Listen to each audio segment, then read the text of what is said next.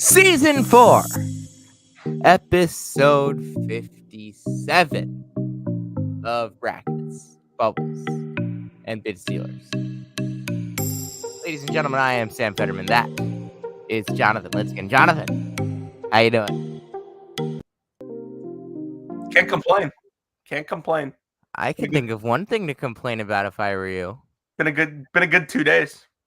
I can think of one thing to complain about if I were you. What, the fact that we differed on 3 first-round picks and you won all 3? Yep. Say it again. No, I'm not going to.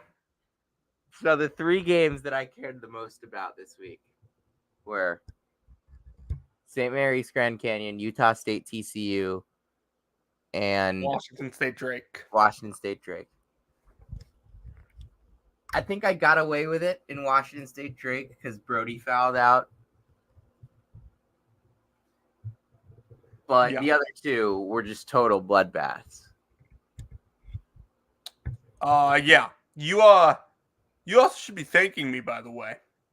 Oh, I am, absolutely, because you talked me out of some bad picks. Yeah.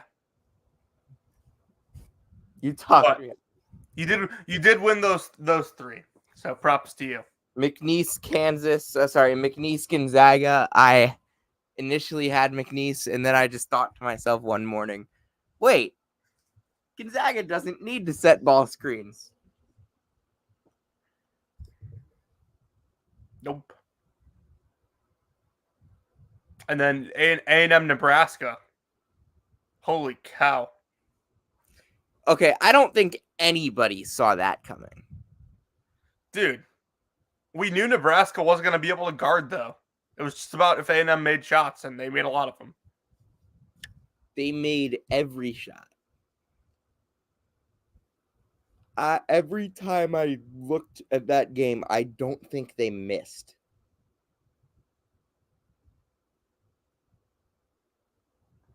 Oh, great. Jaden's complaining about Duke playing at 5:15 Eastern and UConn playing at 7:45 again. On True TV. I already got the text. Sorry, what were you saying? I already got the text. But yeah. Where do you want to start? I think there's one place to start. Oh, Mr. Calipari. Jonathan Calipari. The Pittsburgh native comes home and shits the bed. What the hell was that? He can't win there. They lost to Robert Morris in the NIT there. That's right. Forgot about that. And you know why that game was being played at Robert Morris? Because the women were hosting at Kentucky. No, the men's were hosting at Kentucky. Really? I think so. I'm pretty sure it was the women. No, I think it was the NCAA tournament was at Kentucky. Regardless, back to the game. I kind of want to be in and out in like 40 minutes max. Because I want sleep. Same. And it's 1:41. Jack Golke's a legend. Like, that shouldn't happen. Like, you play that game 100 times, Kentucky wins 95 of them. Yeah, it was so funny because you got on one side Jack Golke gets off 19 threes, and the other side you got a 52% 3-point shooter that can't get off a freaking good shot because his coach won't run anything for him. Yep. I thought Kentucky played uninspired, poor basketball, and Oakland had all the energy. This team being a Final Four national championship contender was a complete myth all year. The whole year, it was, oh, they could be a contender. They could be this. They could be that. They never evolved into the final form that every analyst said they could. Mm-hmm. So when people were still picking them to go to the Final Four to win the national championship this week, I never understood it. I just thought to myself, they've had ample opportunity to prove that they are good enough for this, because since November, we've said that they have the talent to do it. But it's now March. They are out in the first round. And that's that. How many teams are still in the tournament that are playing a primarily freshman point guard? UNC. Let me check.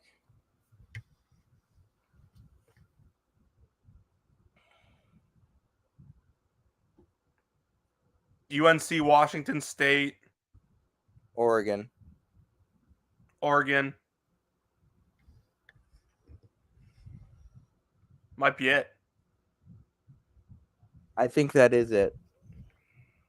And we lost Miss State. Well, We lost. Washington State's is like a 2-year red shirt. True. Miss State. Obviously Kentucky.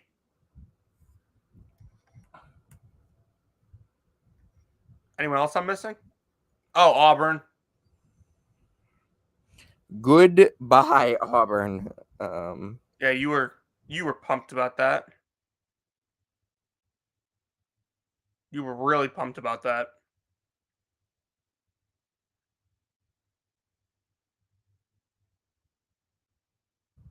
That I was very, very excited about Auburn being eliminated from the NCAA tournament. Bruce Pearl has now been to one second weekend in 10 years as the Auburn head coach. Mm-hmm. Which is, he's been there 10 years.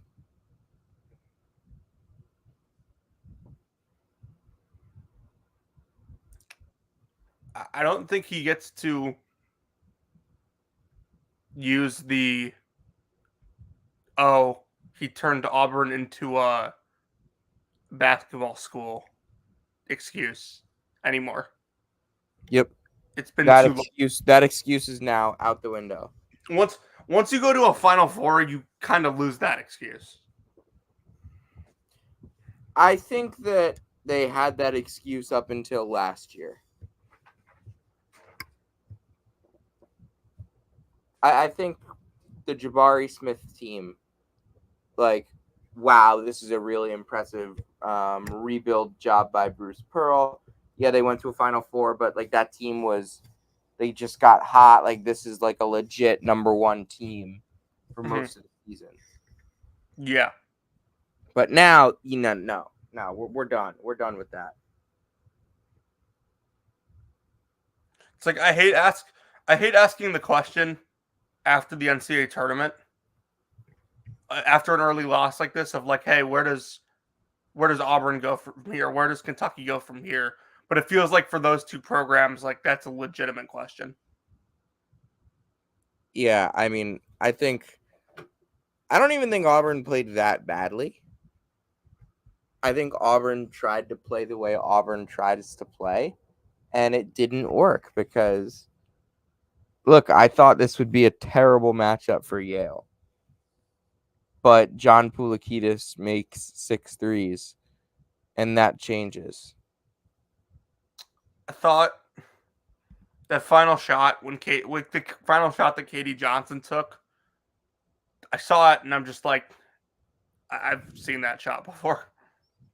Yep. Once, Seen twice, it a million times. billion times over the last 2 years. Yep. The SEC is flopping. There is 2 SEC teams left. Alabama. Tennessee. How fitting. Yep. Florida, Colorado was tremendous. Yeah, that'll be the best game of the tournament, I think. Yep. Shout out Colorado for scoring 102 points, attempting 10 3-pointers. Mm-hmm. They just ate inside. It was ball This screen is a for game where Micah Handlockton really would have helped Florida. Yeah. Mm-hmm. I agree.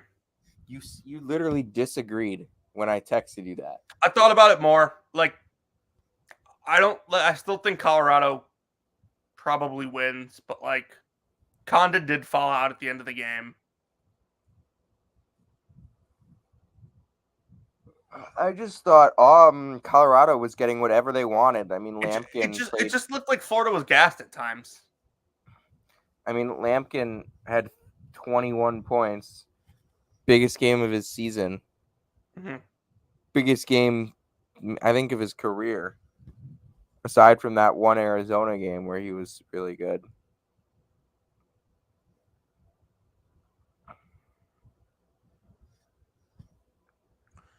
Yeah, I think Colorado can go out and win on Sunday. I agree. Walter Clayton Jr. scored 33. KJ Simpson had, listen to this. 5 different players had at least 4 assists for Colorado.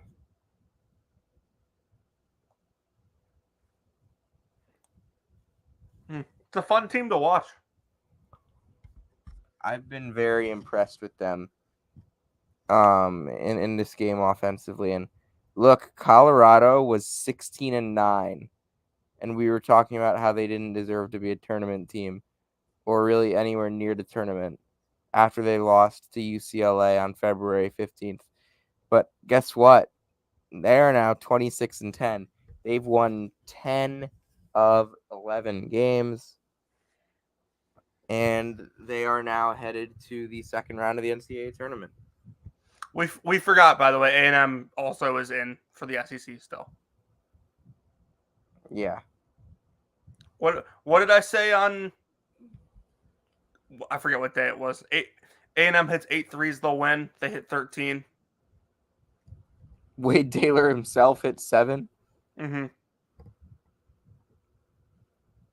Taylor, Radford, Abasake combined for 67.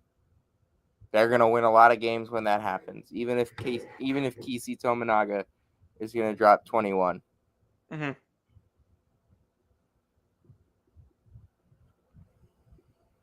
What else? Want to just go game by game? We never really answered the question. What does like Kentucky do from here? Oh, I mean, you have to fire him. You're paying $33 million to fire a basketball coach? You have no excuse.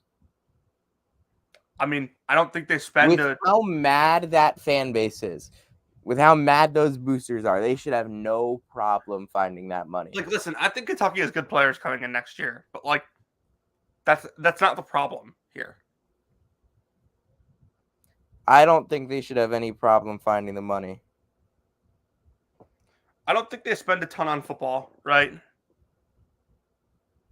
My point is, those boosters have been mad for a long time. Like, did you see his press conference yesterday? Or at least like quotes from it?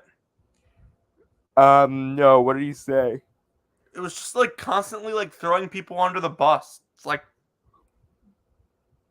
he's like, oh yeah, like we were a young team. Like, I don't know what you guys expect. Well, yeah, we expect you to beat a fucking 14 seed. Like, I just shout out Kyle Tucker too. He's like been like on like brutally honest about this and like has been getting a lot of shit for it all year. He nailed it.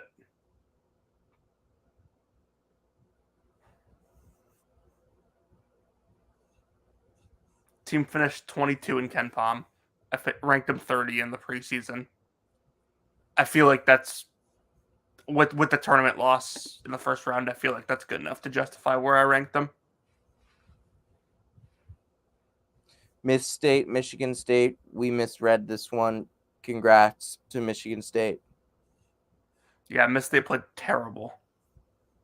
Tolu Smith scored 4 points, it felt like. Did he have any more than that?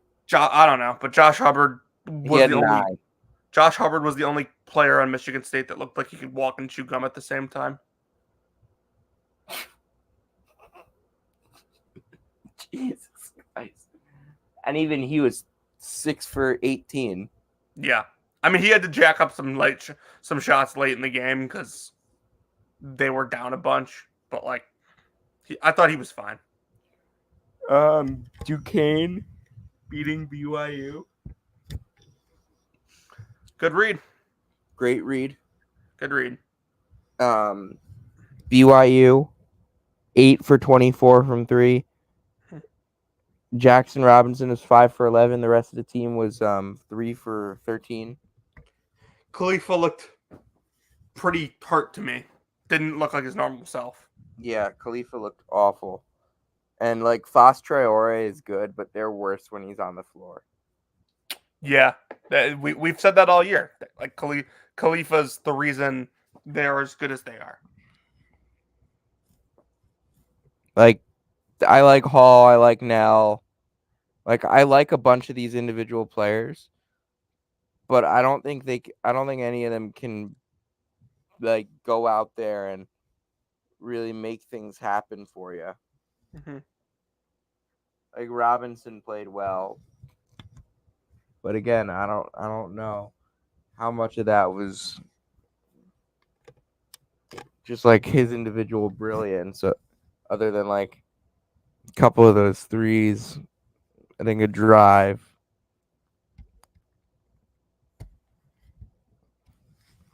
Jacob Natchez was tremendous for Duquesne.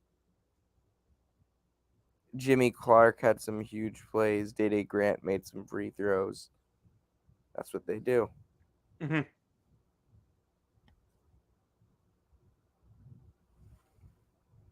Yeah. What else? You look exhausted, man.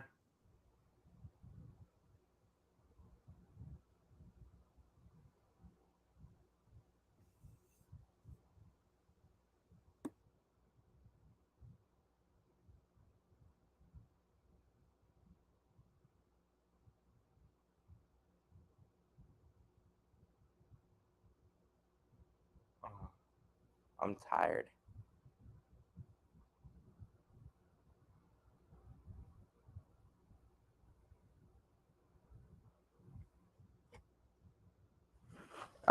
Shit. Jonathan just left.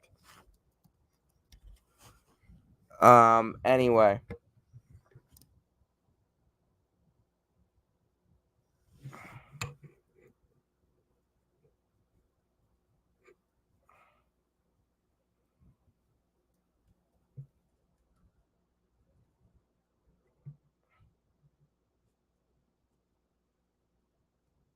I apologize to anyone listening to this on delay because Jonathan just left the stream and whatever, and I'm tired. We'll do another one of these. We'll just get through a bunch more games, and we'll do another one of these tomorrow afternoon.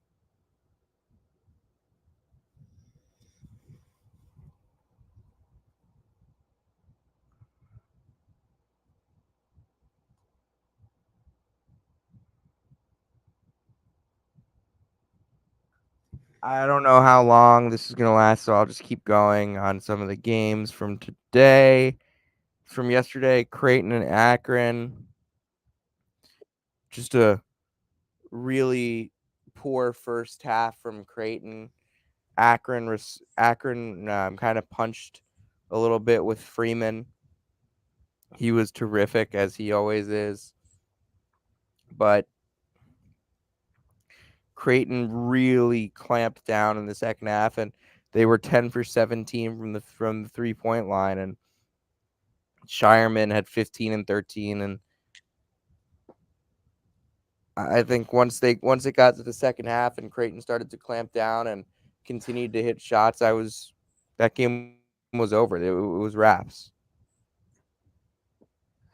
Yeah, we said on Wednesday night that Creighton didn't really have good matchups for the two studs for Akron, but we also kind of threw in there that we didn't think it would really matter all that much, and it didn't.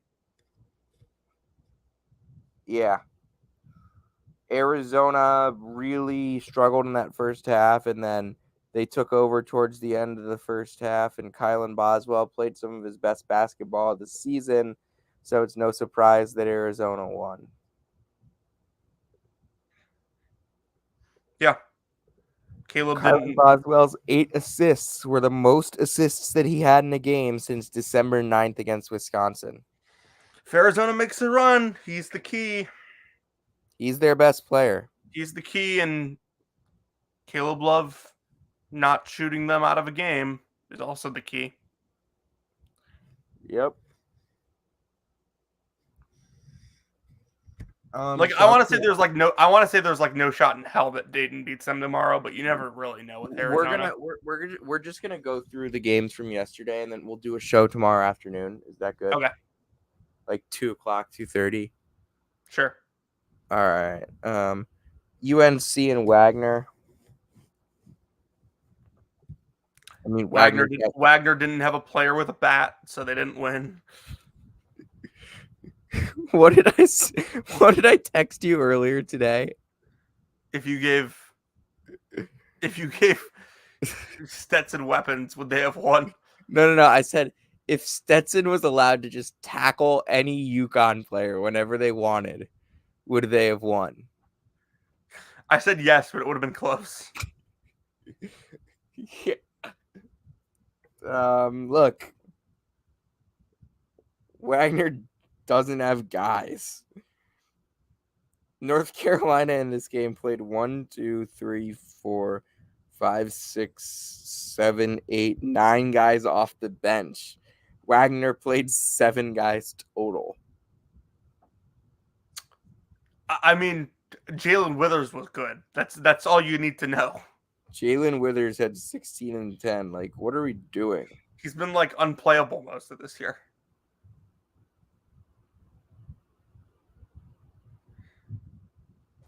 He was unplayable last year at Louisville.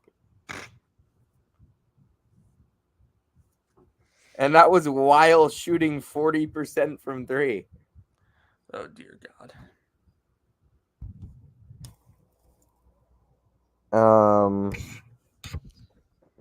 Morehead State was just awesome in the first half. Yeah, I mean, they were led 9-0 to start the game.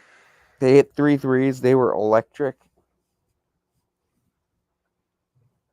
Good in-game adjustments by Illinois, I thought. Again, I've been saying this all year, but this year proved to me that Brad Underwood is a heck of a lot better than I thought.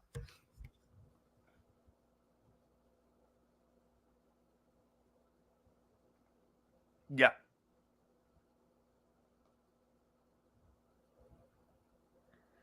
He'll be in my top 50 again pretty easily, and will definitely move up from last year.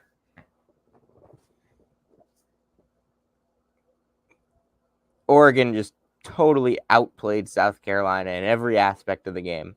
I mean, if you watched South Carolina this year, I think you kind of knew this was a possibility. Like, we had Benjamin Bosman's Verdonk minutes in this game. Oregon very clearly had more talent in this game. And it showed that they also were much better coached in this game. They were much more prepared. Mm-hmm. And look, when Jermaine Cousinard drops 40, you're going to win a lot of games. I'm going to say something that isn't going to be very popular right now. That Lamont Paris contract extension could end up being a huge mistake. Okay. What the fuck happened in Salt Lake City? How do we even get started on this? It was 56-39 with like 6 minutes to go.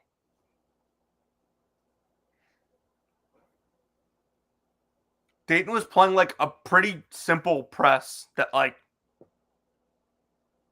literally you just needed one ball handler, and like Nevada couldn't figure it out and couldn't adjust, and then Dayton started hitting threes, and life in the building just flipped on a switch. I'm getting texts from people that went like 18 for 32. Like, what were you doing? 18 for 32 is awful. I know. I'm in the 98.8 percentile right now. I'm like not, but like I'm way better than that. Yeah, no. Here, I had a terrific. Yeah, I'm in the 78th percentile right now. I am currently number 2 in the Burner Ball Discord challenge. I am in 25th in the 135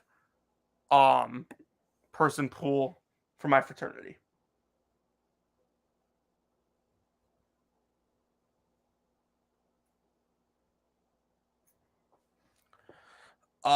Texas Colorado State was one of the worst basketball games I've ever seen. It was truly remarkable.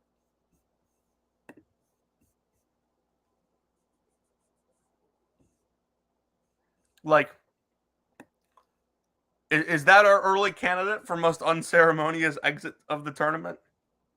Oh, no doubt.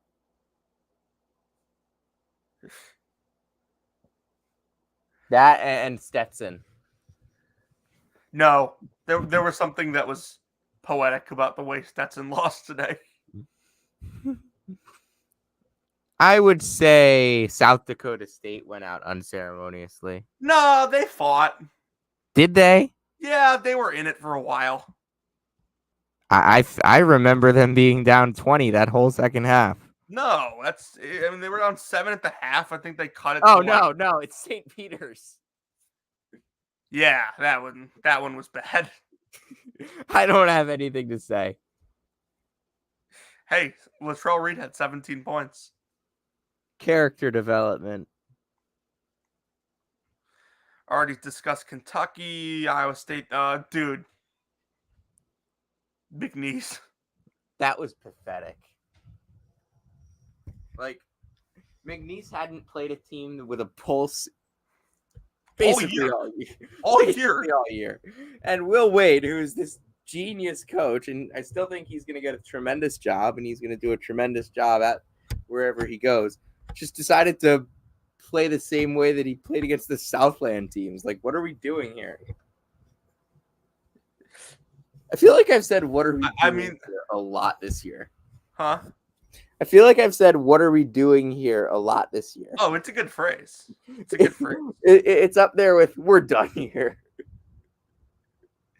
Dude, like the amount of times in that game, I just like saw like Gonzaga drive and like McNeese just like entire defense collapse, and like Gonzaga hit this like just like hit the skip pass for a wide open three. It didn't even get to at some point it wasn't even skip passes. It was just like, here, the next man is wide open. Yeah. Like it was like McNeese's entire team was just like dying to like right now talking on CBS Sports Network, watch and learn. Who? Gary Parrish. It was like McNeese's entire team was just like trying to collapse and get these like Sports Center top 10 highlight reel blocks.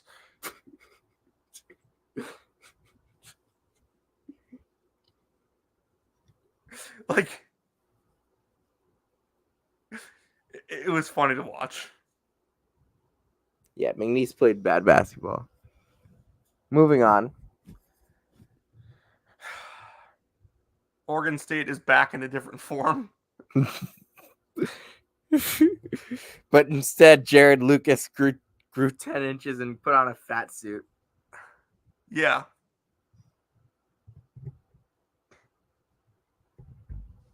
"21 points from Ben freaking Middlebrooks, man." What are we doing here? What are we doing here? Texas Tech with an absolutely dreadful performance. Also, like, we're kind of in agreement that, like, the last 2 weeks of Mohamed Diarra would have been Mizzou's best player this year by far. Oh, not even close. Like, say far. Dude, he had 17, 12, and 2. He was, like, unstoppable on the glass.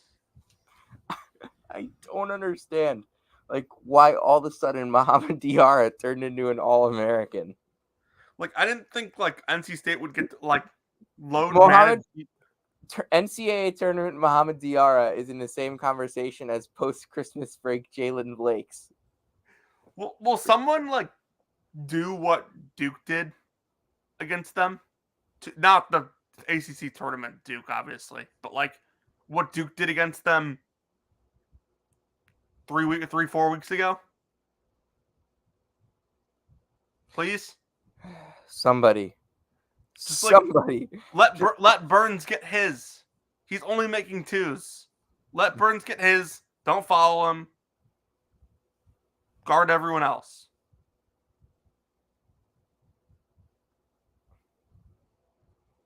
Pop Isaacs, 3 of 16, 1 of 10 from 3. Holy shit. Darnell Brody was the best player on the floor, and then he fouled out and the game ended. Tucker deferred down the stretch. 6 for 18. Like, I didn't think he played bad, but, like, I didn't think he played well. you can't defer down the stretch there. I thought Jalen Wells, Isaac. I thought, oh my God, Isaac Jones was unstoppable. Isaac Jones breaking down off the dribble was ridiculous.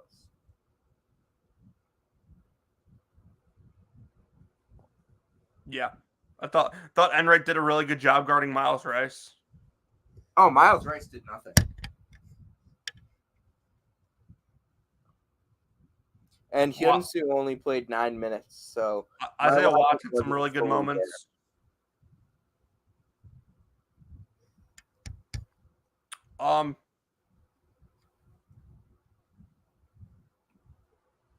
Could this team, that was clean. It was clean. What? Oh, the Kansas block? Yeah. I don't know, man. I personally thought it should have been a flagrant one. I don't know, Jim. Look, okay, low key, could Washington State be the favorite? Like, not the favorite, but, like, could they win the WCC next year? I don't know who's going to be on the team. Well, assuming they get the guys back that are there and, like, have eligibility. Here, where's the scholarship tracker? Well, they get Rice, Wells, and Watts back for sure.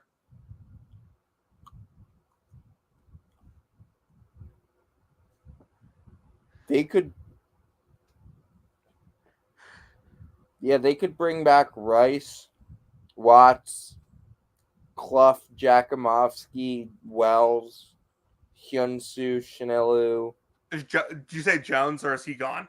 Jones is gone. Okay. I think it's, like, funny, by the way. It makes me feel really confident about Gonzaga that Kansas had all 5 starters played really, really well and still, like, kind of needed some help at the end. Yeah, but, like, this team's not going to defend without McCullough. Like, McCullough is one of the reasons Kansas's defensive system works. No, look. I have Gonzaga winning this next game, but I also trust Bill Self.